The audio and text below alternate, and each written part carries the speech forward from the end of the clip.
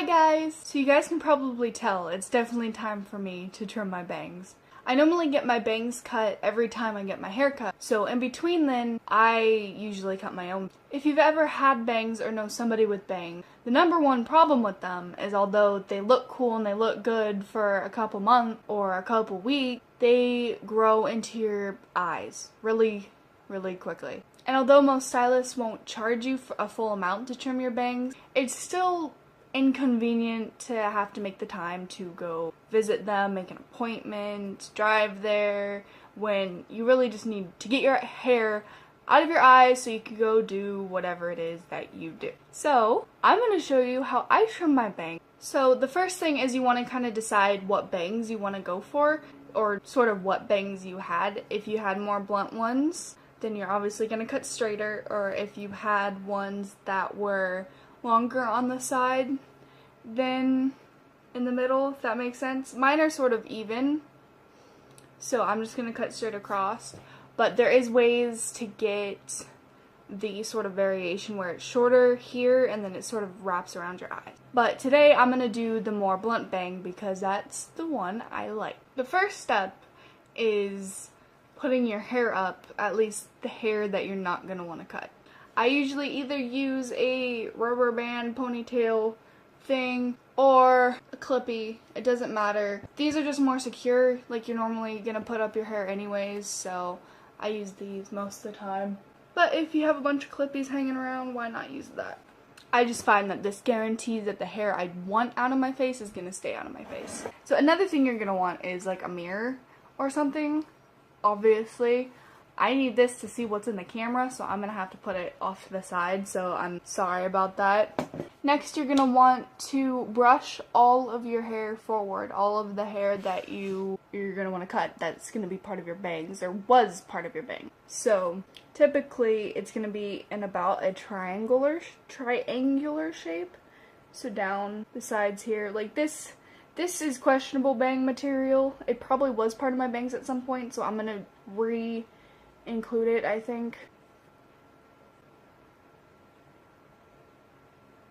It doesn't have to be perfect straight lines on either side, but usually what a stylist leaves is pretty straight lines of what you know is going to be part of your bangs. And there will be some stray hairs, but it's not anything you notice missing from the rest of your hair. So if you can see, I sort of grabbed it and pulled it all to the middle. So that's what you're going to want to do. So you can separate it even more. Now that it's hanging out in the middle of your forehead, I like to then take my straightener and sort of run it through and make sure everything's sort of grouped together and sort of almost styled like I would if they were already cut. So it also kind of just helps to tame hairs that are flying every which way. It sort of just brings the group together. Okay, so now we're to the cutting part. You want to make sure you have a comb with you to keep a straight line, and then you're going to need scissors. Now, if you can, professional hair cutting scissors or something almost professional that you can get at like Sally's that are meant for hair is best. But it doesn't matter, it's just the scissors that are meant to cut your hair are sharper so they don't push your hair forward as they cut it, and it leaves better lines in the hair. I don't know if that makes any sense, but yeah. I have some nice scissors that I got while I was still in beauty school, so I'm going to use those. These I'm going to use to cut with, and then if I feel like it, I also have texturizing shears. This will give a more wispy effect to the end. You're also going to want to put something across your lap, otherwise you'll get hair everywhere. I have two kinds of combs. I have a regular comb and I have a smaller one. Okay, so bring all the hair together. Bring all the hair together in the center. Now, if you just want straight bangs like I'm gonna do, you just need to bring it to the middle. That's all. Don't pull too hard, otherwise you're gonna get it a lot shorter than you maybe want because it'll be stretched down instead of with like the natural pull, I guess. But if you want the kind of bangs I talked about where this part right here is longer than the part in the middle, you're going to want to take the hair And before you cut it, you're going to want to twist it around. So that'll make this part longer and this part longer, but keep this part shorter. Think about how short you like your bangs. I like mine just about at my eyebrow, I think. Like right here. So I'm probably only going to take that much off, if not less. And it's always good to make one cut, check, and then see if you want more off or whatever. And then just keep going instead of going, all the way up here and regretting it, because I've done that a few. So, bring it all together.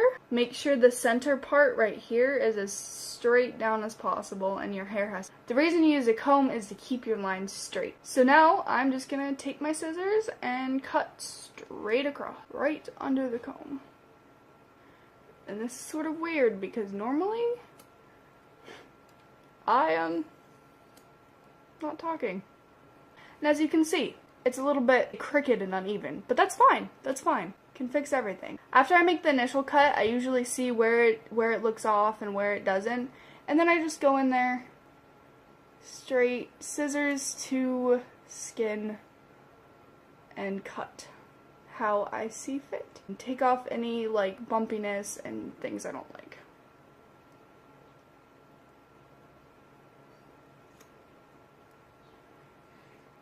The worst part is getting hair in your eyes, because you can't close your eyes, otherwise you're not going to cut your bangs right. But then, get hair. See, I already look so much better. And all I did was trim my bang. Like I said, it's always better to take off less than you think than more. And it's good to also, while you're cutting, to keep your elbows out and straight.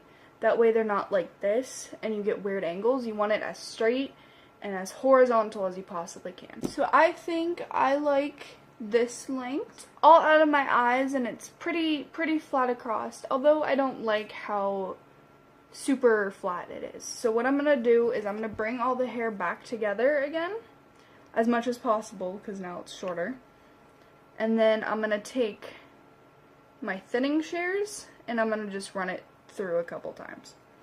An alternative to this, if you don't have thinning shears, is to just point cut, which is to take scissors normally and go up like this and just sort of take little bits off the end, and it'll have the same effect. You just have to be more careful not to chunk it out.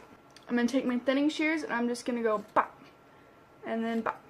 And so that takes just ever so little bit more out of the bottom than up here, so it'll create more, this part will stick out a little bit more and then this will fall down. But yeah, there we have it. Bangs are cut and out of my eyes.